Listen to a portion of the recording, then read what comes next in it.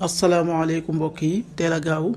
fukki fan ak benn ci sowaal muy weeru kori di fukkeelu weer ci atum junni ak ñeenti téeméer ak ñeent fukk ak juróom ci gàddaay yonente bi sallallahu alayhi wa sallam dëppoo ñaar fukki fan ci weeru avril ci atum ñaari junni ak ñaar fukk ak ñeent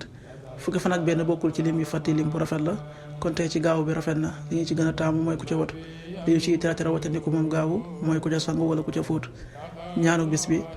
yow yàlla maa ngi lay ñaan nga musal ma ci jàngoroy siti ak ndof ak ngaana ak mboolem jàngoro yu bon yi allahumma inni a'udhu bika min albarasi wal jununi wal judaami wa min shayil asqaam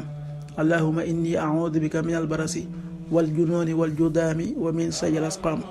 xaddisu bis bi yonent bi sallallahu alayhi wa sallam nee na sunu boroom mu tedd mu màgg mi dafa bëgg kenn ci yéen buy def ab liggéey mu xarañe ko xaddis bi Abu Ya'la génnee na ko qaala rasulullahi sallallahu alayhi wa sallam inna allaha azza wa jal yuhibbu ida amila ahadukum amalan an yutqina axrajahu Abu Ya'la.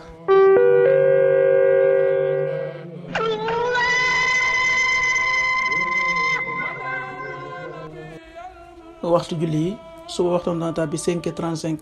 juróomi waxtu yu tegal fanweeri simili ak juróom tisbaar 13h33 benn waxtu yu tegal fanweeri simili ak ñett takkusaan 16h33 ñeenti waxtu yu tegal fanweeri simili ak ñett timis 19h24 juróom-ñaari waxtu yu tegal ñaar fukki simili ak ñeent gee 20h35 juróom-ñetti waxtu yu tegal fanweeri simili ak juróom loolu mooy waxtu julli ci Touba ak li ko wër bu fekkee nekkoo Touba soo ko féetee penku ñaar fukk ak juróom-ñaari kilomètre dina wàññil benn simili soo ko féetee sowwu ñaar fukk ak juróom-ñaari kilomètre dina yokkal benn simili soo ko féetee gànnaar wala Saalum